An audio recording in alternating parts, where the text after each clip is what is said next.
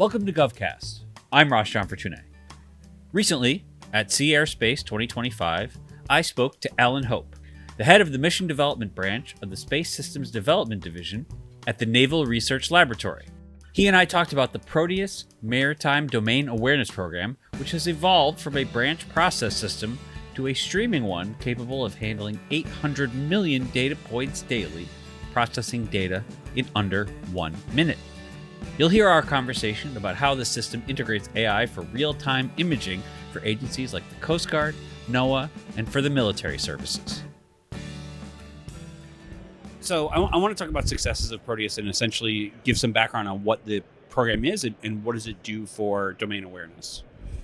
Okay, so PROTEUS is called a Comprehensive Maritime Domain Awareness Program. It is sort of mission agnostic, and we've developed it that way because there are so many different facets to the maritime missions out there, whether it's law enforcement, Coast Guard, military, intelligence. So there's many different facets to what MDA means to different people. Some of our successes, we turned the system, which used to be a batch process system, which took about 5 minutes of collected data, and then it would process that and make it available to the analysts, operators that were using the system in about 10 minutes. So the data wasn't super fresh, wasn't able to be used for anything tactical in nature or even borderline operational in nature. It was more situational awareness. So one of the biggest challenges was to turn that system into a streaming system. So now we're able to handle a data particle in about a minute or less. So from the time we receive it, it gets processed, turned into a normalized format that enters into our Fusion engine. And from there, the Fusion engine fuses that new updated dot to hopefully an existing track. If a track doesn't exist with that information, it starts up a new track for that object, and then it persists that into the future. It goes through other parts where we enrich it. We add other database information that might take associative information like a MIMSI from an AIS data and adds the SCO number and characteristics about that vessel, like its length, width, ownership, flag that it flies, and other information that goes along with it that is important to operators and analysts that are looking at the information, sort of trying to understand what is going on. The data goes from that point where it's enriched, it goes into 3 areas. It goes into a complex event processor where the user can set up and tailor alerts. So we take in about 100 million dots per day, and we turn that into about 600,000 vessel tracks. So those numbers vary because it's a daily intake of real-time information, and so it varies globally as well as locally.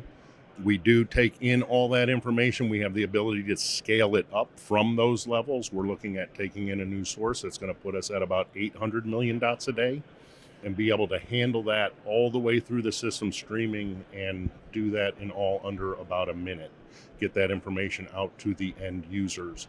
But the complex event processor is set up by operators, analysts to look for the things that they're looking for, because with that much information flying through the system, it's hard to discover what it is you're looking for. So you can set up geofences, you can set up characteristics, you can create your own vessel of interest lists.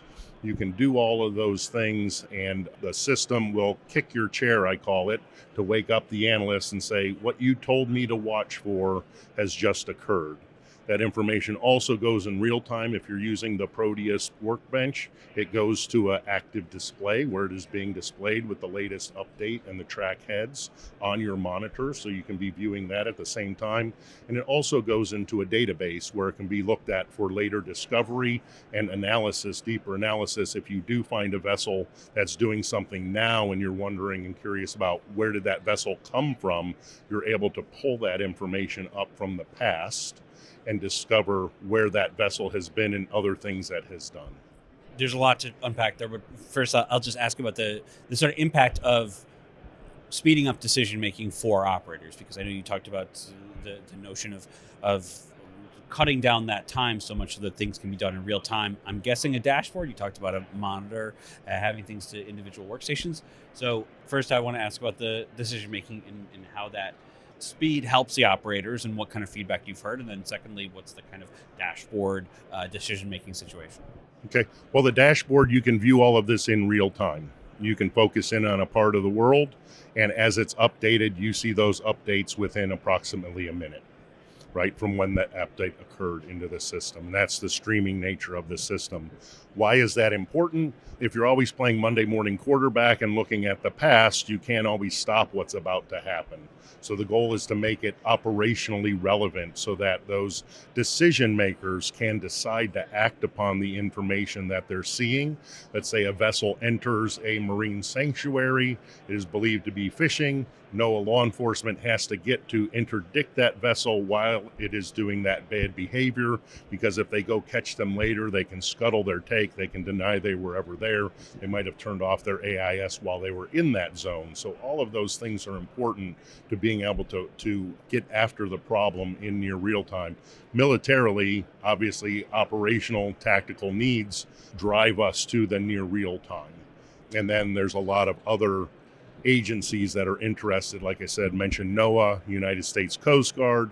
They can use the system to determine highest priority vessels to expend their energy to board things, and that's an ongoing near real-time process for them as well. So the sooner they can make decisions as to what they're going to do and act upon it, the sooner that they can have results for what they're doing. Yeah, I imagine HSI, for example, off the coast of, just to pull one out of thin air, Florida, they can interdict a drug dealer or something like that. That's correct.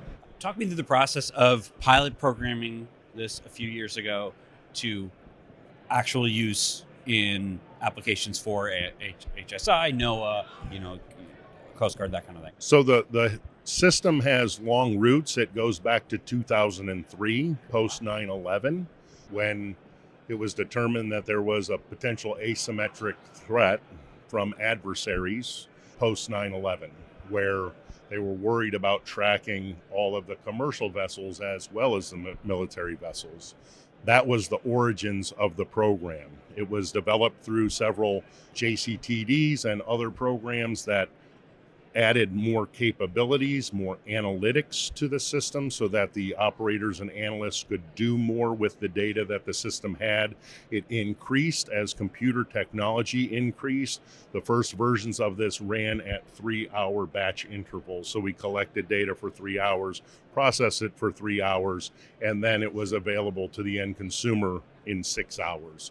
We got that in 2021. At the end, we were down to 5-minute processes, 2.5 minutes of batches. That was all due to technology increases and the ability to throw more horsepower at the problem, as well as better computer algorithms for the fusion of the data, as well as faster database technologies to enact and enable people to get at the data in a more real-time sense. It wasn't quite real-time, but it got close. As part of that, we turned that into PROTEUS and made it a real-time system.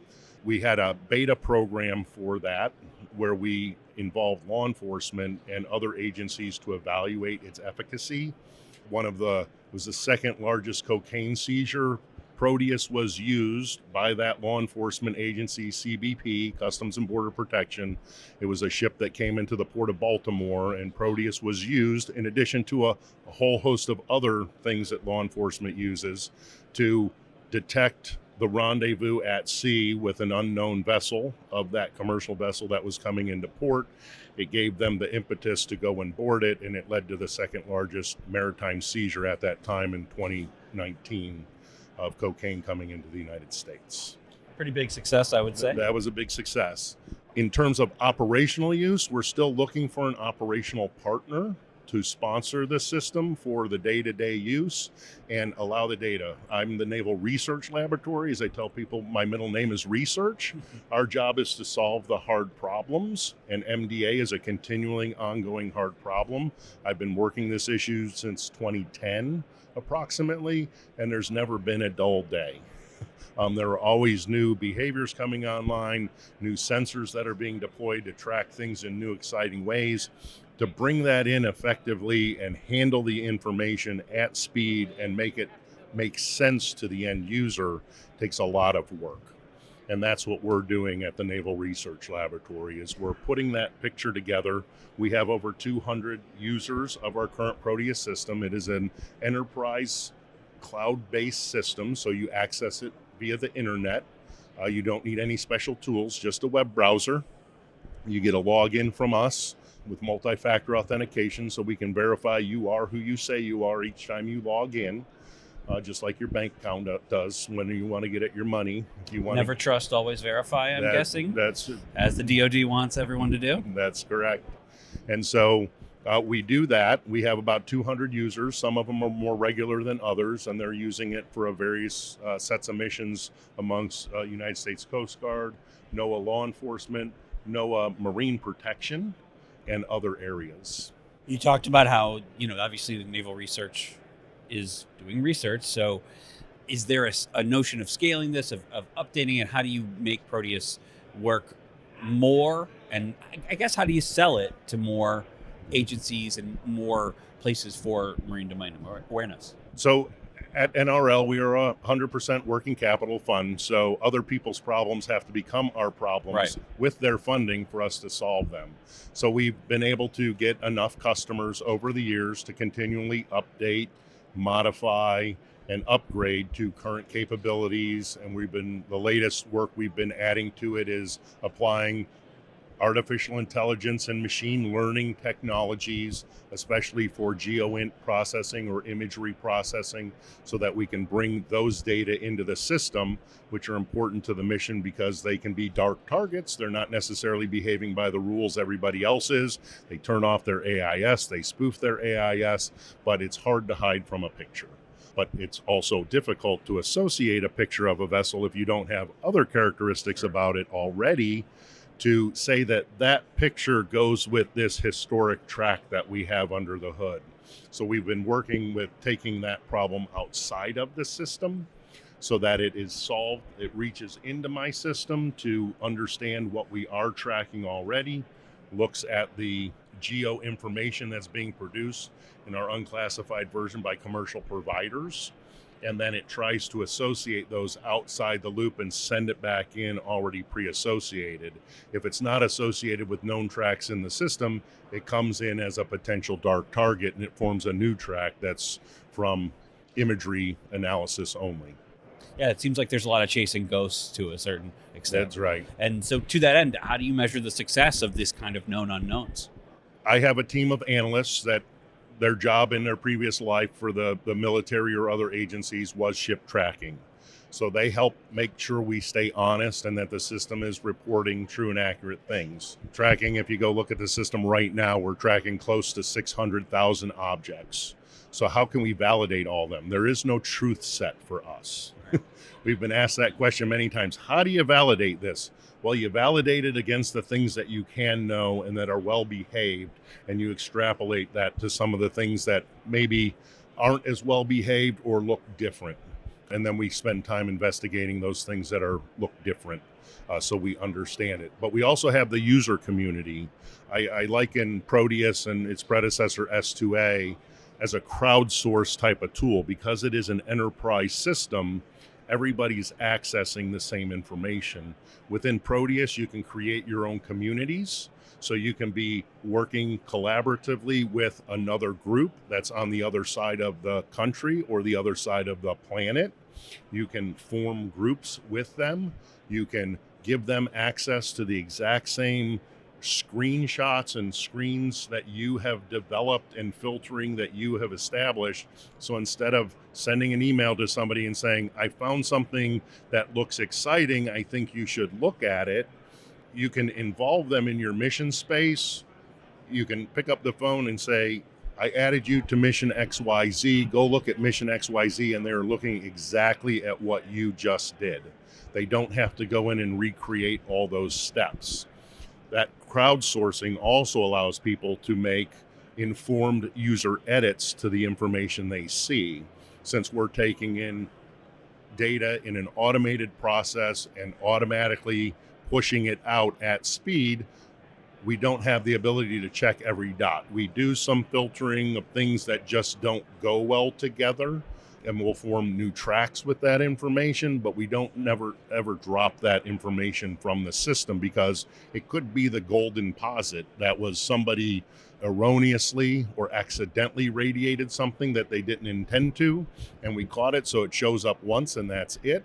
So we don't filter that, but it allows that community to also check the system. And through the development of S2A and it being in use by the DoD and intelligence community, it was widely accepted as being a good data set that was doing the right things to the information and producing results that were actionable for their jobs. Yeah, it might be the missing puzzle piece for something, if that person A got that person B needs. All this data, you mentioned a little bit about AI and ML. How is that factoring into Proteus, and how is it scaling with Proteus as it goes forward? So it's helping us to scale and process more imagery data at real-time speeds, right? If an image has to go sit on an analyst's desk, I always tell people a picture's worth 1,000 words, as long as somebody writes 1,000 words about that picture. Of course.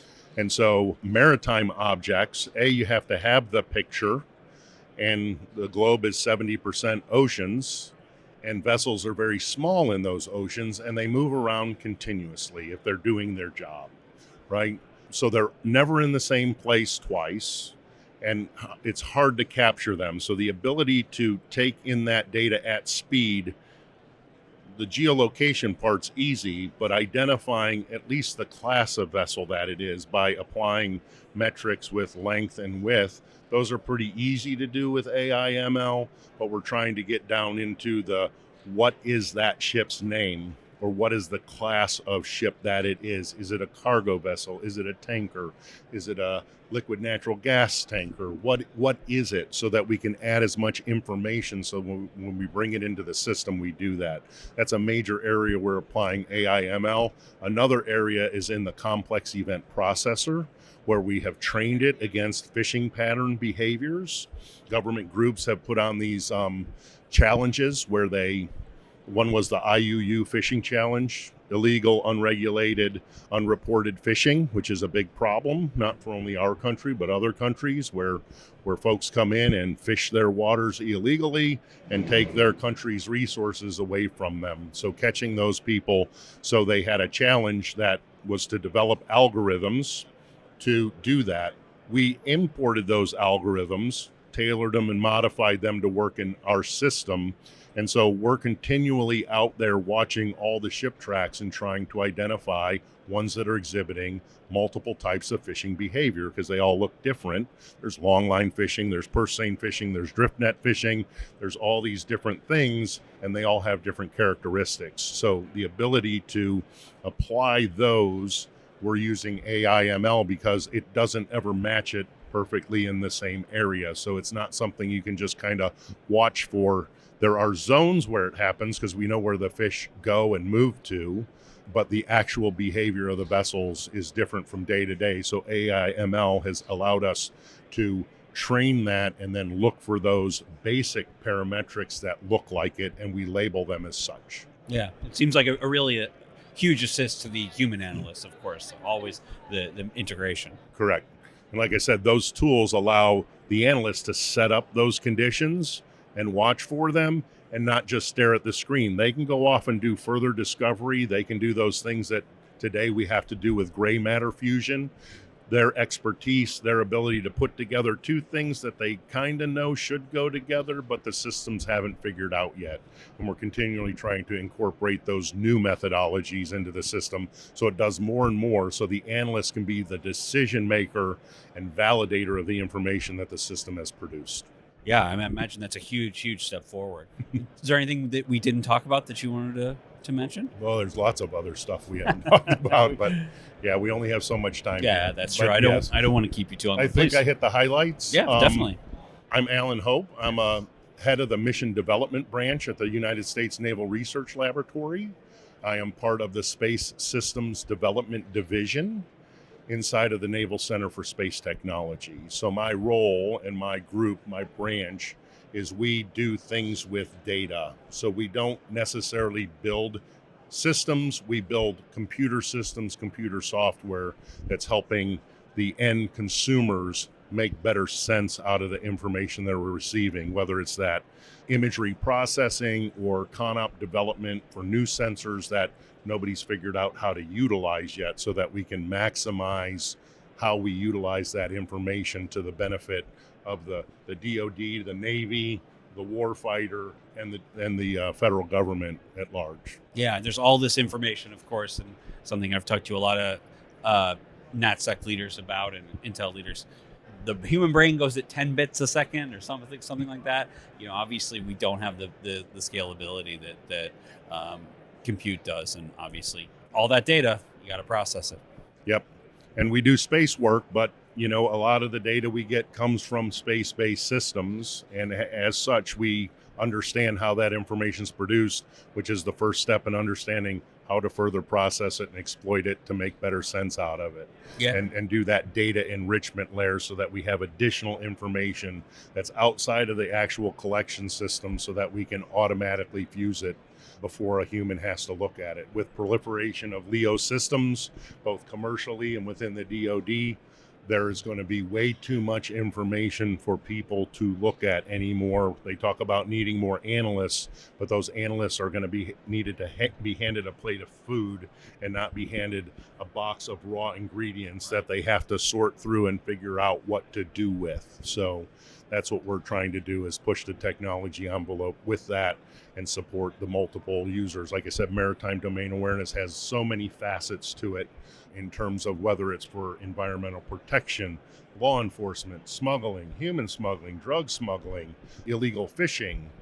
There's so many aspects, and then there are, of course, the military aspects of understanding where adversaries are at any given time, so that we can react to any situation that would need us to react to.